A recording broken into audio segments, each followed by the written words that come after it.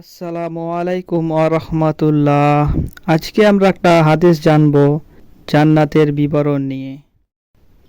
আবু হুরায়রা রাদিয়াল্লাহু তাআলা আনহু তে বর্ণিত, তিনি বলেন, রাসূল সাল্লাল্লাহু আলাইহি সাল্লাম বলেছেন, যে দল প্রথমে জান্নাতে প্রবেশ করবে তাদের চেহারা পূর্ণিমার রাতের চাঁদের মতো উজ্জ্বল হবে, আর সেখানে থুতু ফেলবে না, নাক ঝরবে না, মলমূত্র ত্যাগ কিছুই করবে না।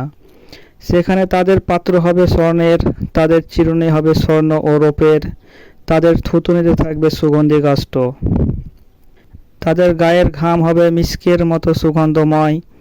তাদের প্রত্যেকের জন্য এমন দুজন স্ত্রী থাকবে যাদের সৌন্দর্যের কারণে মাংস ভেদ করে পায়ের নলার হাড়ের মজ্জা অবধি দেখা যাবে। তাদের মধ্যে কোনো মতভেদ থাকবে না, পরস্পর হিংসা বিদ্বেষ থাকবে না। তাদের সকলের অন্তর এক অন্তরের মতো হবে। তারা সকাল সন্ধ্যায় আল্লাহর তাসবিহ পাঠ করবে। সুবহানাল্লাহ।